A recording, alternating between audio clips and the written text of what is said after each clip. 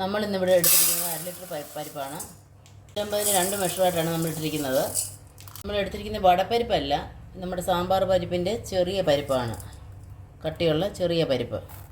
വടപ്പരിപ്പിനെക്കാട്ടി നമുക്ക് ഇച്ചിരി കൂടെ രുചിയുള്ളത് ഈ പരിപ്പാണ്. ഇത് 1 മണിക്കൂർ മുതൽ 3/4 മണിക്കൂർ വരെ നമുക്കിത് കുതുക്കാം. നമ്മൾ പരിപ്പ് കഴുകി വാരി തോരാൻ വെച്ചിട്ടുണ്ട്. ഒരു അരമണിക്കൂറെങ്കിലും നമ്മളതിൻ്റെ വെള്ളം തോരാൻ വേണ്ടി വെയിറ്റ് ചെയ്യണം. കുറച്ച് വെളുത്തുള്ളി, ഞാനിപ്പം പച്ചമുളകാണ് ഇടുന്നത്, അത് എരിവിൻ്റെ അനുസരിച്ച് കൂട്ടിയിടാം. കറിവേപ്പില നമുക്ക് രുചിക്ക് വേണ്ടി അല്പം അരയ്ക്കാം.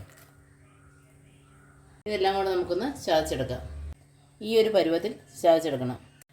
നമുക്ക് ഈ അരപ്പ് ഇതിലേക്ക് തട്ടിയിടാം. നമുക്ക് പരിപ്പും കൂടെ ചതച്ചെടുക്കാം. ഇത് ഒത്തിരി അങ്ങ് അരഞ്ഞു പോകരുത്. നമ്മുടെ ഈ പരിപ്പ് ഒന്ന് ചതയാൻ മാത്രമേ പാടുള്ളൂ, എന്നാലേ അതിന് ടേസ്റ്റ് വരുള്ളൂ. അരഞ്ഞു പോയാൽ വേറൊരു ടേസ്റ്റായി പോകും. ഒരുവിധം പരുവത്തിൽ അത് അരഞ്ഞു വന്നില്ലെങ്കിൽ വട ഉരുണ്ട് വരത്തുമില്ല. ഞാൻ അതിൻ്റെ പരുവം ഒന്ന് കാണിക്കാം. ഈ ഒരു പരുവത്തിൽ വേണം അത് ചതച്ചെടുക്കാൻ.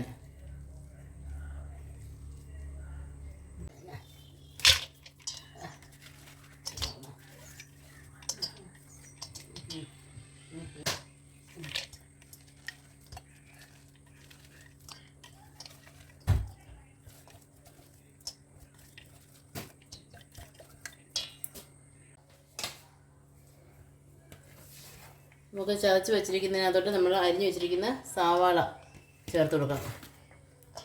ചെറുതായിട്ട് സവാള കൊത്തി അരിയാവും.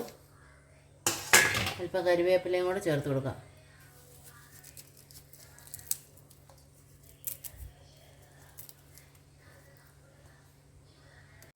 നമുക്ക് അല്പം കായപ്പൊടി കൂടെ ചേർത്ത് കൊടുക്കാം.